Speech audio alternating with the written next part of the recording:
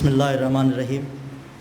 जेॾो तुंहिंजो नाव बाज बि ओॼाई मंगा, रियथ बेरी थूणीअ तूं छपर तूं छांव, कुॼाड़ो कहां तोखे मालूम सभ की। मौज़ ख़वातीन हज़रात, सिंधी लैंग्वेज अथॉरिटी पंहिंजे क़याम वारनि मक़सदनि खां वठी सिंधी ॿोली जी तरक़ी, सिख्या ऐं वाधवी जे लाइ पंहिंजो हिसो मिलाईंदी रही आहे। अॼोको लेक्चर सिंध ऐं सिंधी ॿोली सां मुहबत जी अलामत हज़रत शाह अब्दुल लतीफ़ भिटाई जे कलाम में लिसानियाती जमालियात जे हवाले सां रखियो वियो आहे। हिन खां पहिरीं बि सिंधी लैंग्वेज अथॉरिटी तरफ़ां काफ़ी लेक्चर प्रोग्राम रखिया विया आहिनि। अॼोको प्रोग्राम असां स्पेशली सिंध यूनिवर्सिटी में जे सिंधी शोबे में पढ़ंदड़ शागिर्दनि जे लाइ तरतीब ॾिनो आहे ऐं असांजी कोशिशि इहा हुई त मंझंदि जो ई प्रोग्राम या शाम जे परे प्रोग्राम रखियो वञे, जीअं उहे शागिर्द सिंध यूनिवर्सिटी में पढ़ंदड़ उहे शागिर्द सहूलत सां असांजे हिन लेक्चर प्रोग्राम में शरीक थी सघनि। प्रोग्राम जी बाक़ाइदा शुरूआत लाइ आउं गुज़ारिश कंदुसि मोहतरम नईम कादरी साहब खे त उहे अची तलावत कलाम पाक कनि। मोहतरम नईम कादरी साहब। अऊज़ु बिल्लाहि मिनश शैतानिर रजीम। बिस्मिल्लाहिर रहमानिर रहीम। अलहाकुमुत तकासुर हत्ता ज़ुरतुमुल मक़ाबिर, कल्ला सौफ तअलमून सुम्मा कल्ला सौफ तअलमून, कल्ला लौ तअलमून इल्मल यकीन, लतरवुन्नल जहीम सुम्मा लतरवुन्नहा ऐनल यकीन, सुम्मा लतुसअलुन्न यौमइज़िन अनिन नईम। सदक़ल्लाहुल अज़ीम व रसूलिहिल करीम।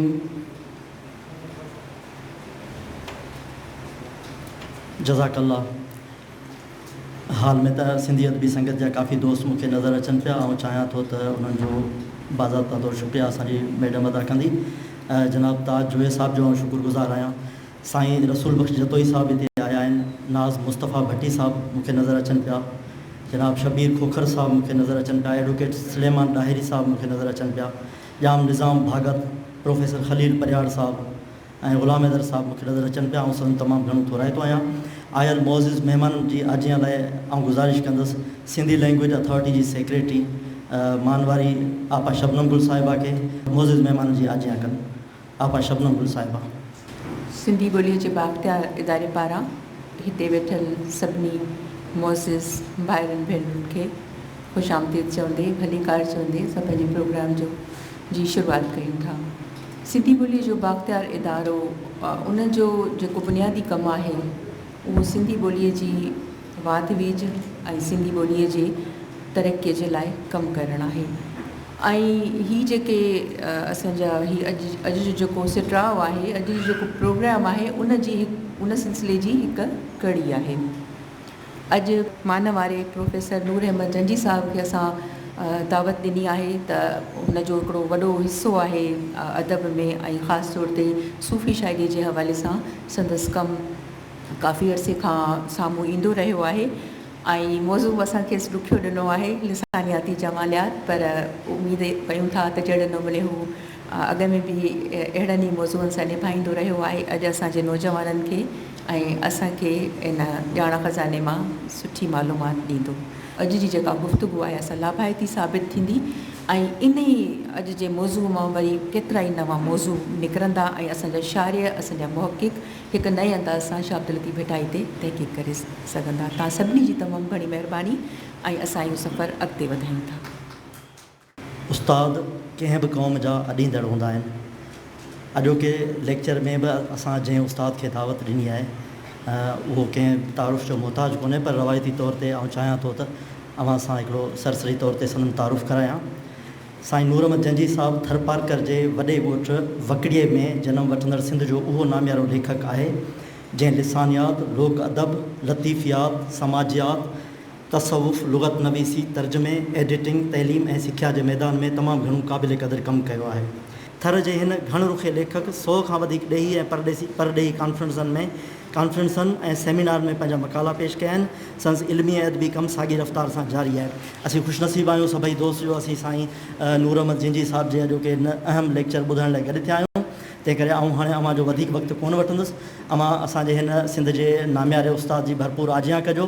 प्रोफेसर नूर अहमद जिंजी साहिबु। महिरबानी।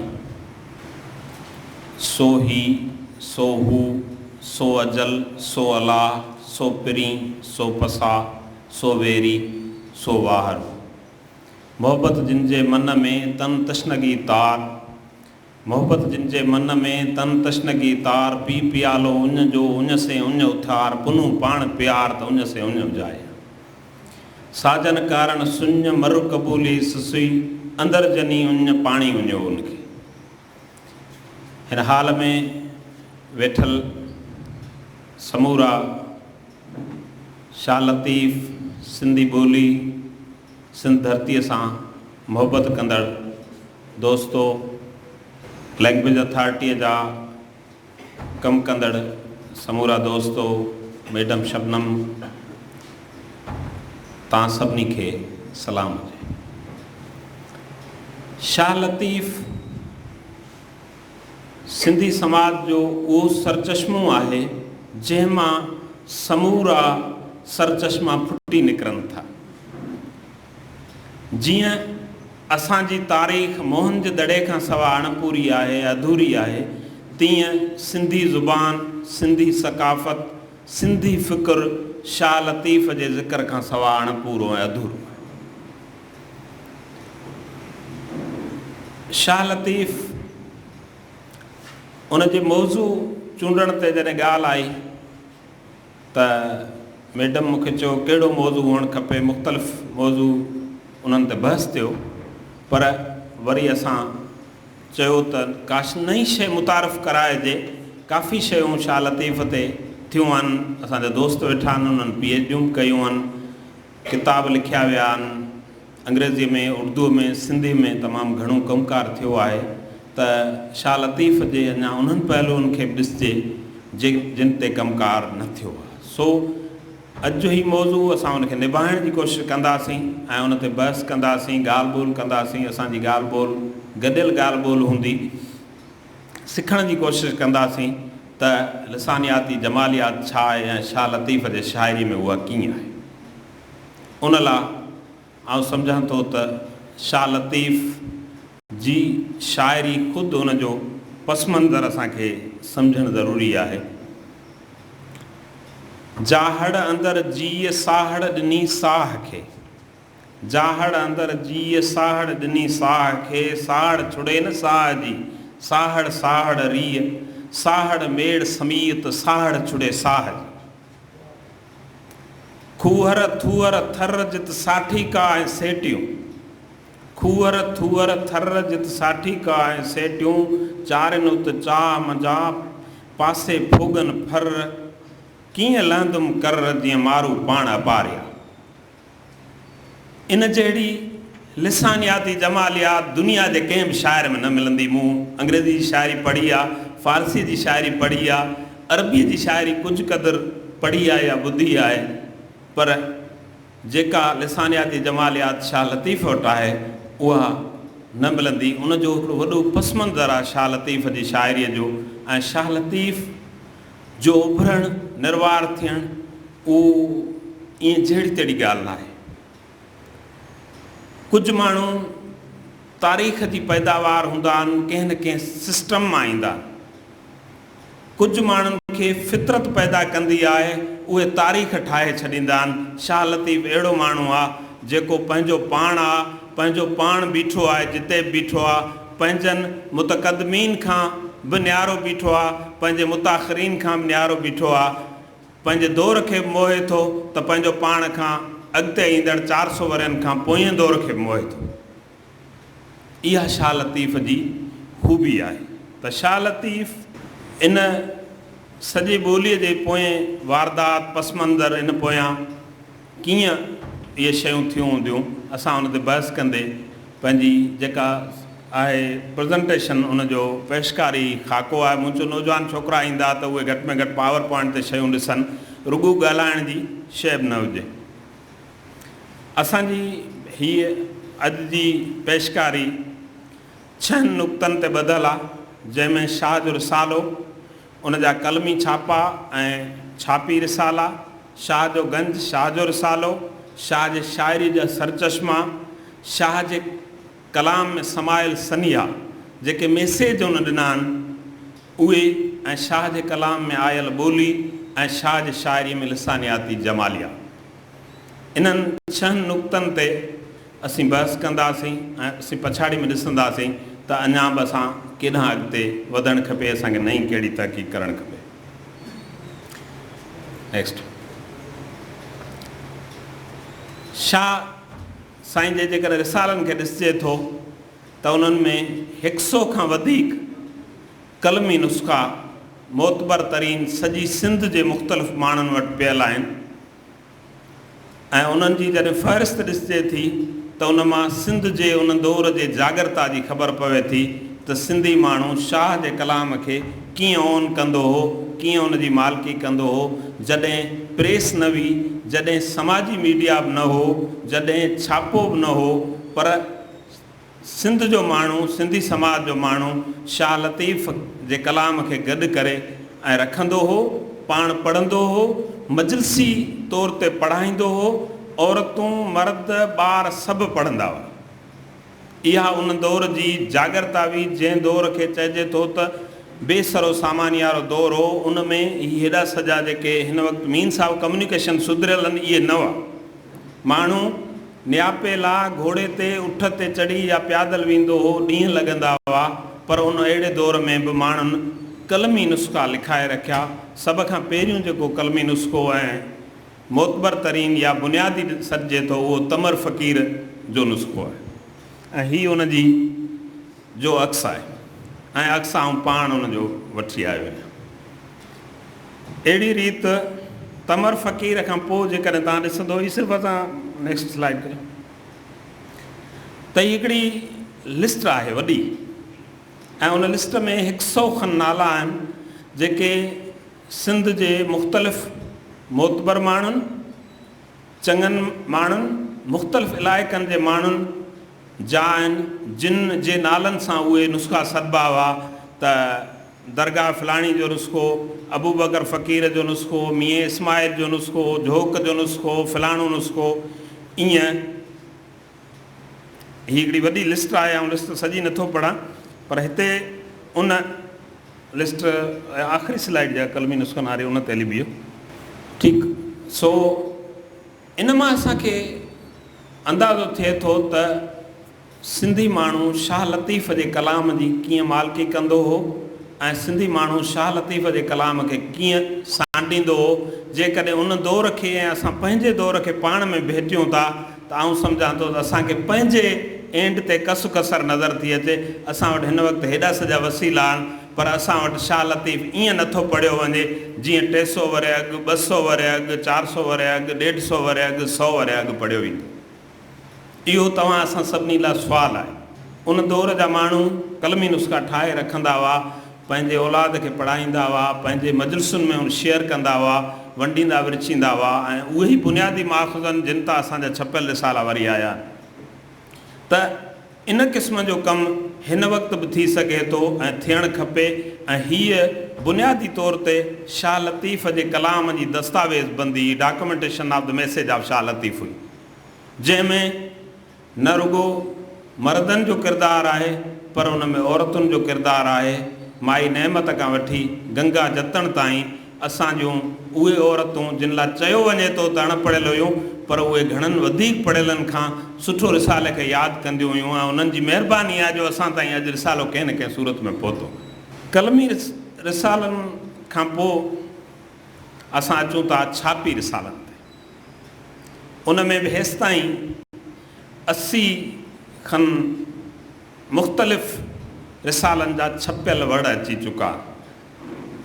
ऐं ही पहिरियों छापी रिसालो आहे अर्नेस्ट ट्रम्प वारो, जंहिंजो ॿियो छापो आहे उनजो अक्स आहे। नौजवान वेठा आहिनि, घटि में घटि उन्हनि खे ख़बर पवे। असांजे सीनियर दोस्तनि सभिनी पढ़ियो हूंदो, ॾिठो हूंदो। हीउ अर्नेस्ट ट्रम्प आहे जेको जर्मनीअ जो पादरी हो, पर उनजी महिरबानी आहे जंहिं पंहिंजे बेसरो सामानी जे करे, थोरे बजट जे करे हीउ रिसालो पहिरियों दफ़ो छपायो। उन में उन पंहिंजो घर बि खपायो। उनजे बावजूदि कुझु सुर रहिजी विया, पर हिन माण्हू जी महिरबानी आहे जंहिंजे महिरबानी सां पहिरियों छापो आयो। पहिरियों रिकॉर्ड उहो कुदरती रिकॉर्ड आहे जंहिंखे केर बि टोड़े न सघंदो।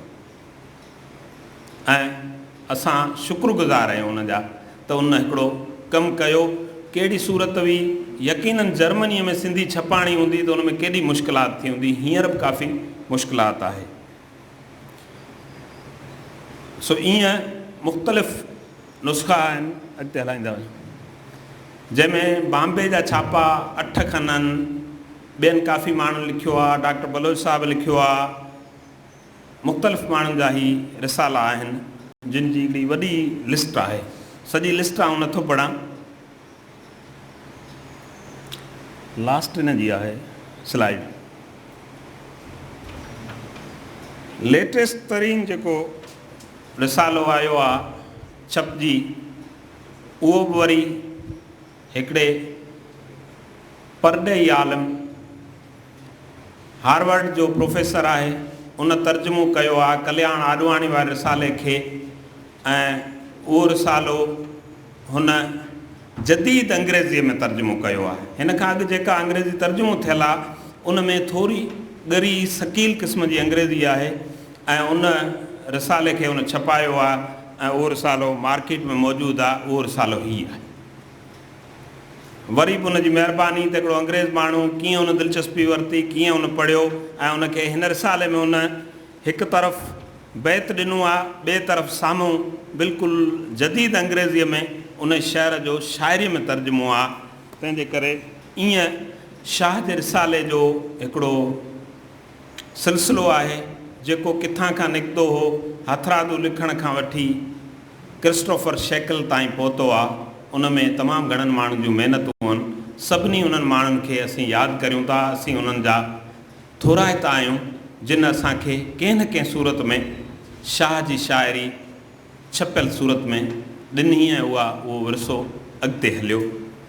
ख़ुदि इहे शयूं वरी बि सुवाल उथारिनि थियूं असांखां त असां हिन दौर में उन जी छा का छंछाण करे सघिया आहियूं।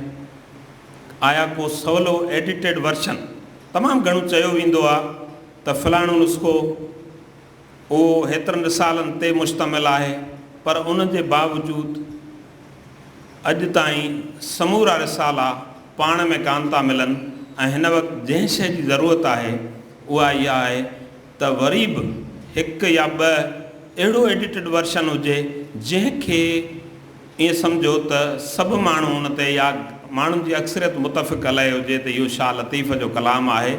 ऐं उनखे न सिर्फ़ु जंहिं सिंधीअ में पियो आहे उन जी साम्हूं जदीद सिंधीअ में जेकॾहिं केरु तर्जुमो बैत में करे सघे थो त बहितरु आहे। ऐं उन जी ट्रांसलिट्रेशन जेका आहे उहा इंटरनेशनल फोनेटिक अल्फ़ाबेट में थियणु खपे, जीअं ईंदड़ नस्ल पढ़ी सघे।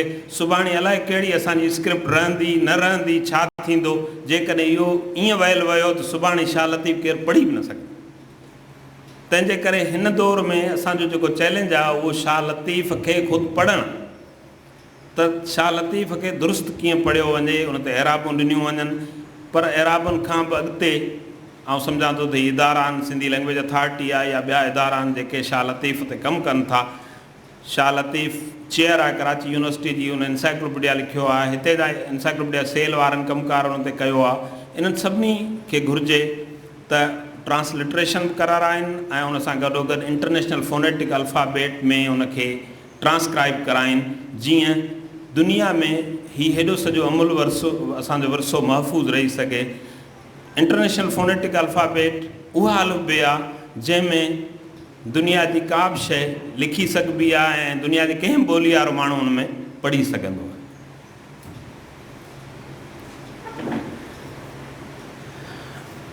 हाणे ही तस्वीर आहे, हिकु तरफ़ रिसालो आहे, ॿियो गंज आहे। सभिनी जेके शाह साईं जा तालिब इल्म आहिनि, शागिर्द आहिनि, उन्हनि सभिनी खे ख़बर आहे जिन घणो पढ़ियो आहे, तहक़ीक़ कई हूंदी, पर नौजवान माण्हुनि लाइ अॼु बि हीउ सुवालु आहे त हिननि ॿिन्ही में कहिड़ो फ़र्क़ु आहे। सादनि लफ़्ज़नि में इहो फ़र्क़ु आहे त गंज शाह साईं जी डायरी आहे ऐं शाह जो रिसालो शाह जो कलाम आहे। गंज में उहो समूरो कलाम आहे जेको शाह लतीफ़ या भिट जा फ़क़ीर ॻाईंदा हुआ, उहो डॉक्यूमेंट थींदो हो। उन में हिंदी कलाम बि आहे, उन में ॿियो सराइकी कलाम बि आहे, उन में ॿियनि शाइरनि जो कलाम आहे। इन नमूने सां गंज उन खां वॾो आहे ऐं गंज लफ़्ज़ जी माना ई ख़ज़ानो आहे या भंडार आहे। शाह लतीफ़ जी समूरी मेड़ा चूंडी जो उहो भंडार आहे ऐं ॿिए तरफ़ शाह जो रिसालो आहे। ऐं हीअ जंहिं रिसाले जो अक्स आहे उहो डॉक्टर गुरबख्शाणी जी तहक़ीक़ आहे, जेका 3 जुल्दनि में छपजी निर्वार थी आहे, पर उन्हनि में इहो ज़िक्र 4 जुल्द जो बि अचे थो, जेको 4 जुल्द जीअं गुम थी वियो आहे त वरी किथां हथु न आयो आहे। इहो ख़ुदि ॻोल्हणु हिन वक़्त जे मुहक़क़नि लाइ ललकार आहे त उहो किथे न कंहिं सूरत में पियल आहे त उनखे ॻोल्हियो वञे। छाकाणि त डॉक्टर गुरबख्शाणी पहिरियों अहिड़ो माण्हू हो, अॻे जिन अंग्रेज़नि कमु कयो, PhD कई सोरले वग़ैरह, पर उनखां पोइ डॉक्टर गुरबख्शाणी आलम हो जंहिंजी मादरी ज़ुबान सिंधी हुई। उन सां गॾोगॾु अंग्रेज़ी जो माहिर माण्हू हो ऐं उन सां गॾोगॾु हू तसवुफ़ जो माहिर माण्हू हो। हुनजी जेका PhD आहे उहा इन ते आहे। हुन मशरिक़ ऐं मग़रब जे तसवुफ़ खे भेटियो आहे ऐं ईअं ॻाल्हि कंदे हुन तमामु घणा इल्मी नुक़्ता उथारिया आहिनि। उनजी तहक़ीक़ में का चुकूं थी सघनि थियूं, पर हुनजे तहक़ीक़ जो जेको तरीक़ेकार आहे उहो इंतिहाई साइंसी ऐं आलमाणो आहे। तंहिंजे करे उनजे उन कमकार खे बि फॉलो करे सघिजे थो। शाह जे शाइरी जा सरचश्मा, शाह जे शाइरी ते तमामु घणो लिखियो वियो आहे। तनवीर अब्बासी साहिबु उन ते किताबु लिखियो आहे, जेको पहिरीं उन सिंगल किताब नंढा नंढा लिखिया, पोइ उहो गॾे किताबु लिखियऊं त उन में सभई किताब आया। उन में हुन लिखियो आहे त शाह लतीफ़ जी शाइरीअ में मज़हबी धारा उनजो बुनियादु आहे। शाह लतीफ़ जे शाइरीअ में उन सां गॾोगॾु जेका नंढे खंड जो क्लासिकल विरसो आहे उहो बि आहे। ईअं मुख़्तलिफ़ माण्हुनि उनखे मुख़्तलिफ़ शयूं ॾसियूं आहिनि, पर मुंहिंजे ख़्याल में त शाह लतीफ़ जे शाइरी जा जेके सरचश्मा आहिनि, सभ खां पहिरियों सरचश्मो हुनजो विजदान आहे, हुनजी इंट्यूशन आहे। शाह लतीफ़ पढ़ियल त हो, पर शाह लतीफ़ जी शाइरी जो को उन पढ़ण सां एॾो तालुक़ु ईअं न आहे त एॾो वॾो पढ़ियल माण्हू या शाह लतीफ़ खां वॾो पढ़ियल शायदि अहिड़ो इन खां वॾो रिसालो लिखी वञे, PhD होल्डर इन खां वॾो रिसालो लिखी सघियो त शाह लतीफ़ खे का PhD वग़ैरह त कान, पर शाह लतीफ़ जो जेको अंदरि जो इंसानु हो, उनजे अंदरि जो इल्मु हो, जेको अंदरि जो तहरुक हो, उहो एतिरो मथे आहे जो हू जेको लफ़्ज़ मुंहं मां कढे थो उहो लफ़्ज़ मुंडीअ ते टिक आहे। ऐं उन सां गॾोगॾु ॿियो जेको उन कमु कयो उहो उन सेरो सफ़र कयो। हुन तमामु घणा सफ़र कया। उन्हनि सफ़रनि दौरान हू एतिरनि माण्हुनि सां मिलियो आहे जंहिंजी डॉक्यूमेंटेशन न थी आहे, ख़बर बि न आहे त हू किथे वियो, कीअं थियो। जेतिरी थी आहे उन मां अंदाज़ो लॻे थो त अकेले सिर उन माण्हू हिकु छेड़े खां ॿिए छेड़े ताईं जेका उन दौर जी सिंध हुई, उन सिंध जे समूरनि माण्हुनि सां हुनजो कीअं राब्तो हो ऐं उन राब्ते हुनजी ॿोलीअ खे ॾाढो इनरिच कयो आहे। असां जॾहिं लिसानियात जमालियात जी ॻाल्हि कयूं था त असां उन लफ़्ज़नि खे ट्रेस करणु वञूं था, पर उहे एतिरा ॾुखिया आहिनि जो जीअं पोपट जे परनि ते रंगनि ते हथ रखी केरु चवे त हीउ रंग उन कहिड़े गुल मां झटियो आहे, ईअं ई नामुमकिन आहे त असां इहो ॾिसी सघूं त इहो लफ़्ज़ किथां खां आयो आहे। पर यकीननि पोपट लखें हज़ारें गुलनि ते वेठो हूंदो। ईअं शाह अब्दुल लतीफ़ भिटाई उन दौर जे ॿोलीअ जे हज़ारे माण्हुनि सां मिलियो आहे ऐं उन्हनि सभिनी जो मिलणु, उन्हनि सां कचारियूं करणु, हुनजे ॿोलीअ ते असरु विधो आहे, असरु छॾियो आहे, चाहे उहे कहिड़े ज़ुबानुनि। ॿियो हुनजे कलाम में क़ुरान शरीफ़ जूं आयतूं नज़र अचनि थियूं। उन मां आहे त क़ुरान शरीफ़ पढ़ंदड़ो ऐं रिवायत बि आहे त क़ुरान शरीफ़ मसनवी मौलाना रूम ऐं शाह करीम जो कलाम गॾु खणंदो। शाह करीम जे कलाम जा इशारा, मसनवीअ जा इशारा, उहे बि हुन में तमामु सुठे नमूने मिलनि था। जा बजा मिलनि था, किथे तर्जुमे जे सूरत में मिलनि था, किथे तर्जुमे खां हटी करे उनजो जेको ख़्यालु आहे उन सूरत में मिलनि था। क्लासिकी सिंधी शाइरी जेका शाह लतीफ़ खां अॻु जी या उन दौर जी आहे, उन मां बि हुन ईअं जो ईअं असरु वरितो आहे। ऐं लोक शाइरी, लोक अदब दुनिया जे अदब जो बुनियादु आहे। ईअं लोक अदब असांजे बि अदब जो, क्लासिकी अदब जो बुनियादु आहे। छाकाणि त क़ौमूं तहज़ीबूं उन अक्सरियत मां उसरनि थियूं, चंद माण्हू उन्हनि खे कोन था ठाहिनि। चंद माण्हू उन्हनि जा धणी थियनि था, कमाई खाइनि था, सॼी ॻाल्हि थिए थी, पर का बि क़ौम ऐं तहज़ीब तमामु वॾे मेड़ाके मां उभिरे थी। कंहिं हिकिड़े माण्हू मां, चाहे उहो केॾो वॾो आलम हुजे, उन मां कोन थी उभिरे।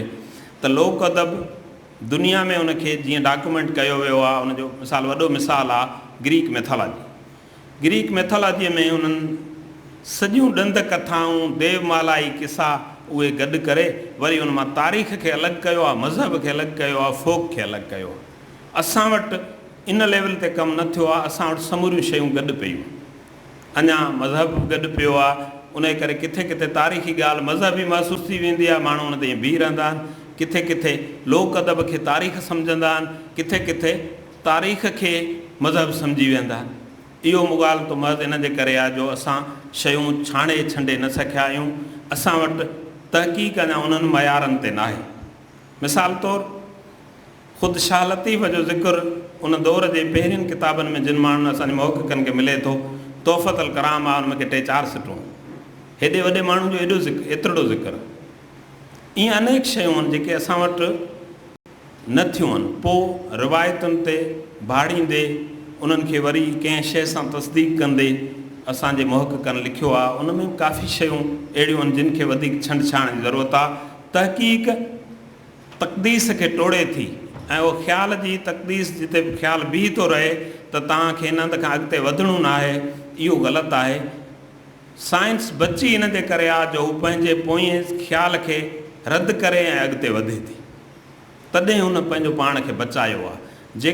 जेका शइ, जेको इल्मु जेकॾहिं बीह थो रहे त उनजो अहिड़ो हाल थींदो जहिड़ो हिकमत वारनि दवाउनि जो थियो हो।